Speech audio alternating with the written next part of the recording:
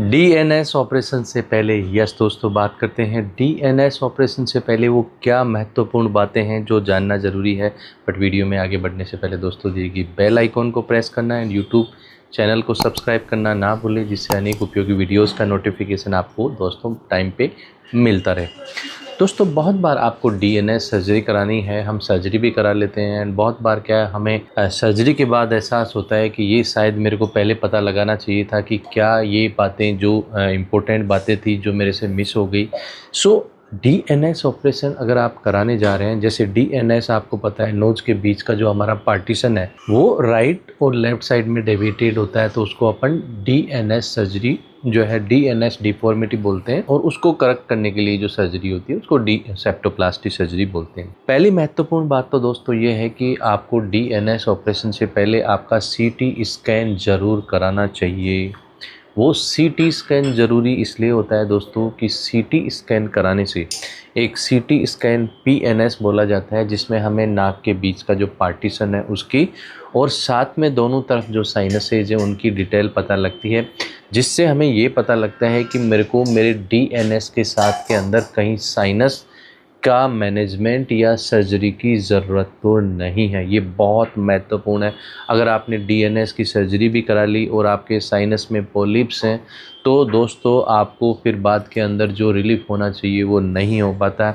इसलिए अगर आप डीएनएस सर्जरी करा रहे हैं तो आप सीटी स्कैन कभी कराना नहीं भूलें। बहुत बार कुछ डॉक्टर हैं या कई जगह ऐसा होता है कि आपको सीटी स्कैन की ज़रूरत नहीं है। दोस्तों आपको सीटी स्कैन की ज़रूरत है एंड पूरा प्रॉपरली आपको हमेशा सीटी स्कैन कराना चाहिए। नाउ दूसरी महत्वपूर्ण चीज़ है दोस्तों नेजल एंडोस्कोपी। नेजल एंडोस्कोपी दोस्तों यूजुअली क्यों ज़रूरत है मैं आपको बताता हूँ। नाक के अंदर एक टेलीस्कोप एंडोस्कोप डाल के नाक का पूरा इंटीरियर जो है वो अपने को अच्छे से विजिबल हो जाता है। सो जैसे सीटी स्कैन आपने देख लिया और सीटी स्कैन के बाद अगर हम नेजल एंडोस्कोपी कराते हैं तो हमें क्या क्या पता लगता है। एक तो ये पता लगता है कि जो हमारा डीएनएस है वो एग्जैक्ट आगे के हिस्से में है, पीछे के हिस्से में है, ऊपर है या नीचे है। डीएनएस तो एक ब्रॉड टर्म है बट नेजल एंडोस्कोपी से हमें सेप्टल स्पर तो नहीं है, कोई सेप्टम के अंदर परफोरेशन तो नहीं है एंड दूसरा हमारे सेप्टम के दोनों तरफ जो ओस्टियोमिटल कॉम्प्लेक्स होते हैं। ओस्टियोमिटल कॉम्प्लेक्स क्या होते हैं दोस्तों, जो साइनस की जो ओपनिंग होती है वहाँ पे कोई बलगम तो नहीं जमा हुआ है, या नीचे जो हमारी नेजल कैविटी में जो हमारे टर्बिनेट होते हैं जो हमारी एयर का ह्यूमिडिफिकेशन करते हैं वो हाइपरट्रॉफिक तो नहीं है। दोस्तों बहुत महत्वपूर्ण है नेजल एंडोस्कोपी, मैं आपको बताता हूँ, जिससे ये हमारी सर्जरी की प्रॉपर प्लानिंग बन पाए। अब दोस्तों बात करते हैं तीसरी महत्वपूर्ण चीज़ें। मेरे डीएनएस सर्जरी के साथ में और कोई सर्जरी की ज़रूरत तो नहीं है, यानी मुझे डीएनएस के लिए सेप्टोप्लास्टी कराना है या मुझे राइनोप्लास्टी कराना है, और डीएनएस के साथ में मुझे साइनस सर्जरी भी कराना है क्या, या डीएनएस की सर्जरी के साथ मुझे टर्बिनेट की सर्जरी भी करानी है क्या। ये बहुत सारी चीज़ें हैं।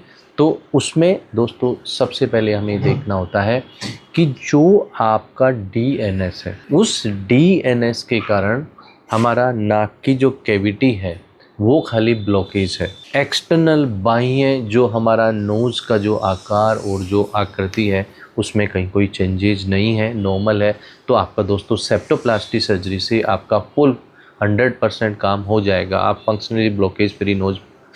दूसरा दोस्तों, अगर आपका जो डीएनएस है उस डीएनएस के कारण आपका जो है बाहर से भी नोज टेढ़ा है या व्हाटएवर जो भी डिफॉर्मिटी है, या आप सेल्फी में अगर आप लेते हो फोटो तो आपका एसिमेट्रिकल नोस्ट्रिल है या सेप्टम एक तरीके से जा रहा है, तो दोस्तों आपको सेप्टोराइनोप्लास्टी सर्जरी की ज़रूरत है, जिससे नोज़ का कंप्लीट ब्लॉकेज फ्री और लुकिंग भी आपका ठीक हो। एंड तीसरी महत्वपूर्ण दोस्तों, जो आपने सीटी स्कैन में जो देखा है, नेजल एंडोस्कोपी में देखा है, अगर टर्बिनेट की हाइपरट्रोफी है तो हमें टर्बिनोप्लास्टी भी ज़रूरत है हमारा ब्लॉकेज करेक्शन करने के लिए, और साइनस में अगर पॉलिप है तो साइनस सर्जरी की भी ज़रूरत है। हाँ दोस्तों, सेप्टोराइनोप्लास्टी, टर्बिनोप्लास्टी और साइनस सर्जरी भी साथ हो सकते हैं। बहुत बार अगर आपने ध्यान नहीं दिया, एक बार सेप्टोप्लास्टी कराओ, फिर आप साइनस सर्जरी कराओ, फिर आप राइनोप्लास्टी कराओ, आप हमेशा सर्जरी कराते रहोगे। इसलिए ये बहुत महत्वपूर्ण बात है, आप अपने सर्जन से बात करना चाहिए। ये 3 महत्वपूर्ण बातें हैं, मैं वापस आपको बता रहा हूँ। पहला आपको सीटी स्कैन, दूसरा नेजल एंडोस्कोपी एंड तीसरा डीएनएस के साथ क्या मुझे अदर एसोसिएटेड सर्जरी की भी ज़रूरत है। दोस्तों, अगर ये वीडियो आपको अच्छा लगा, लाइक करना एंड शेयर करना ना भूलें, जिससे ऐसे अनेक अच्छे वीडियोज़ का नोटिफिकेशन भी आपको मिलता रहे। Thank you.